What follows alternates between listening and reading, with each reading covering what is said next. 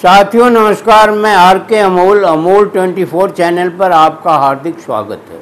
कि किसी भी व्यक्ति को, किसी भी परिवार को, किसी भी मोहल्ले को, किसी भी शहर को, किसी भी गांव को या कोई भी जो समूह में रहते हैं, मनुष्य समूह में रहता है, सामाजिक प्राणी है इसलिए समूह में रहता है, उसके रेगुलेशन के लिए, उसको सुचारू रूप से उसका कार्य संपादन करने के लिए कुछ रिटन, लिखित या अलिखित नियम कानून बनाए जाते हैं, जिसे कानून की भाषा में या सामाजिक भाषा में संविधान कहते हैं। कॉन्स्टिट्यूशन, संविधान कहते हैं। भारत आज़ाद हो चुका था। 15 अगस्त 1947 को भारत को आज़ादी मिल चुकी थी। उसके बाद इसे गणतंत्र घोषित होना था। उसके पहले संविधान बनना जरूरी था, तभी गणतंत्र बनता। ये तक तो ये 1-1.5 साल डोमिनियन था, अंग्रेज़ों के अधिकार क्षेत्र में ही था। शासन जरूर सौंपा गया था, लेकिन चूंकि संविधान नहीं था, इसलिए आप इसको एक देश घोषित नहीं कर सकते थे और बहुत सारी कार्यवाहियों का संचालन आप नहीं कर सकते थे। जैसे इलेक्शन नहीं करा सकते थे आप। जब कोई रूपरेखा ही नहीं है, जो कानूनी नहीं बना है, तो इलेक्शन कैसे कराएंगे? और जब तक इलेक्शन नहीं हो जाता और सरकार पूर्ण रूपेण नहीं बन जाती, तब तक डोमिनियन शासन ही रहता है। डोमिनियन मतलब होता है एक तरह से रफ भाषा में अर्ध स्वतंत्रता कह लीजिए, अर्ध शासन कह लीजिए, कुछ भी कह लीजिए। व्यक्तिगत रूप से एक, आप सरकारी कार्यालयों में देखे होंगे कि डीओ लेटर लिखा जाता है। उसको अंग्रेजी में फुल फॉर्म है डेमी ऑफिशियल। डेमी ऑफिशियल मतलब व्यक्तिगत स्तर पर हम अनुरोध कर रहे हैं। सार्वजनिक स्तर पर तो अपने पद से करेंगे, व्यक्तिगत स्तर पर कर रहे हैं, उसको डीओ लेटर कहा जाता है। डीओ लेटर का मतलब आपसे हम व्यक्तिगत रूप से निवेदन कर रहे हैं। उसी तरह से वो शासन डोमिनियन था। डोमिनियन का अर्थ होता है अर्ध स्वतंत्र उपनिवेश। मतलब पूरी तरह से शासन तो भारतीयों के हाथ में होगा या उस देश के शासकों के हाथ में होगा, लेकिन जब तक उसका संविधान नहीं बन जाता है, जब तक वो एक रेगुलेशन नहीं बन जाता है, तब तक वो ऐसे ही रहेगा डोमिनियन के रूप में। फिर उसके बाद वो पूर्ण राज्य का दर्जा उसको मिल जाएगा। तो संविधान बनना था। अब संविधान बनाना कोई आसान काम नहीं था। संविधान जो है वो मनुस्मृति नहीं था कि उसको मनु ने ही अपना लिख दिया उल्टा सीधा, जैसा चाहे वैसे अपने हक में जैसा चाहा वैसे किया। वैसा संविधान नहीं मान्य होता। संविधान का मतलब संविधान जिसमें सभी के लिए और सभी चीज़ों का उल्लेख हो, दंड संहिता का भी उल्लेख हो, शासन व्यवस्था का भी उल्लेख हो, सरकार कैसे बनेगी, संवैधानिक संस्थाएं कैसे होगी, सारी चीज़ों का एक रूपरेखा जो बना वो संविधान था। अब संविधान लिखना था। किसी के समझ में नहीं आ रहा था कि संविधान लिखा कैसे जाए। बहुत कठिन और जटिल काम था। इसी बीच एक जवाहरलाल नेहरू और सरोजिनी नायडू गांधी जी के पास गए विचार विमर्श के लिए कि संविधान लिखना है देश का, तो इसको कैसे लिखा जाए। लेकिन न नेहरू कह पा रहे थे गांधी के सामने और न सरोजिनी नायडू कह पा रही थी। गांधी जी के सामने ये दोनों व्यक्ति जाके बैठ गए और एक गुमसुम से थे कि कैसे गांधी के सामने प्रस्तुत किया जाए, क्योंकि गांधी के अंदर गांधी जिद्दी भी थे और झल्ला भी जाते थे। तो बैठे तो थोड़ी देर बाद गांधी जी ने कहा कि आप लोग बहुत चिंतित दिखाई दे रहे हो, क्या बात है बताओ। तो नेहरू जी ने कहा समस्या ये है कि देश का संविधान लिखा जाना है और कोई उपयुक्त व्यक्ति नहीं मिल रहा है। और नेहरू ने एक ये भी सलाह दिया कि आइवर जैनी गुंज कोई थे जिन्होंने कई देशों का संविधान लिखा था, उनको आमंत्रित करने की बात नेहरू जी ने गांधी जी से कहा। गांधी जी ने बीच में उन्हें रोकते हुए कहा कि हमारी जानकारी में देश के अंदर ही संविधान विशेषज्ञ उपलब्ध हैं। उनका इशारा बाबा साहब डॉक्टर भीमराव अंबेडकर के तरफ था। उन्होंने कहा वह व्यक्ति डॉक्टर अंबेडकर हैं जो उससे बढ़िया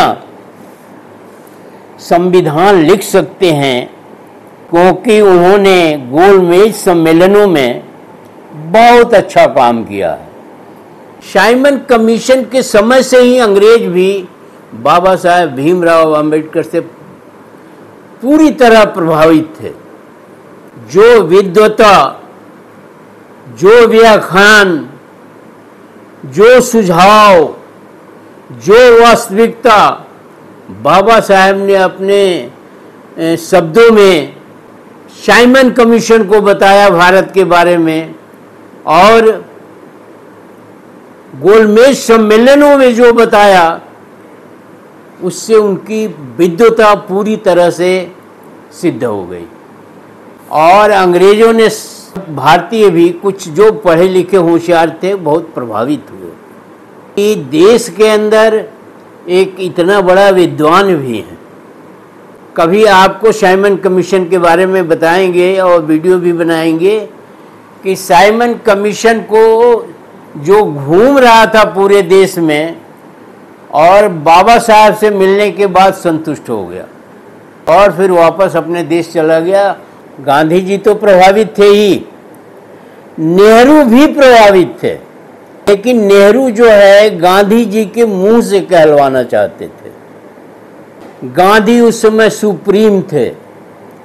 गांधी की मोहर लग जाने के बाद उसको कोई काट नहीं सकता था। तो नेहरू जी इस चीज तथ्य को जानते थे और उन्होंने अंबेडकर का नाम गांधी जी के मुंह से कहलवाया, क्योंकि नेहरू भी विद्वान थे, स्वप्नदर्शी थे, मानवतावादी थे, बहुत सारे गुण नेहरू के अंदर थे। नेहरू भी एक उच्च कोटि के व्यक्ति थे और बाबा साहब अंबेडकर भी बहुत कुछ थे। तो बाबा साहब अंबेडकर को संविधान बनाने का जिम्मा सौंपा गया और नेहरू पूरी तरह से आश्वस्त हो गए कि जो संविधान बनेगा वो उच्च कोटि का बनेगा। अब समस्या उसमें आ रही थी कि अंबेडकर को संविधान की प्रारूप समिति का अध्यक्ष चुना जाना था, लेकिन अंबेडकर चुनाव हार गए थे और उनका सांसद होना बहुत ज़रूरी था। फिर उसमें एक मोड़ आया कि जोगेंद्र नाथ मंडल एक नेता हुआ करते थे कांग्रेस के, जो दलित समुदाय से थे, बंगाल से निर्वाचित होकर संविधान सभा के सदस्य बन गए थे। उन्होंने रिजाइन दिया। फिर कुछ इलेक्शन वगैरह हुआ और उनकी जगह पर डॉक्टर भीमराव अंबेडकर जो है वो सम्मिलित किए गए। वो प्रारूप समिति की अध्यक्षता पहले सरदार पटेल की अध्यक्षता कर रहे थे और बाद में बाबा साहब आ गए। सलाहकार समिति एक महत्वपूर्ण कमेटी थी। कार्य को सुचारू रूप से संचालन के लिए उस समिति में, जो सलाहकार समिति थी, उसमें 4 उप समितियां बनाई गई।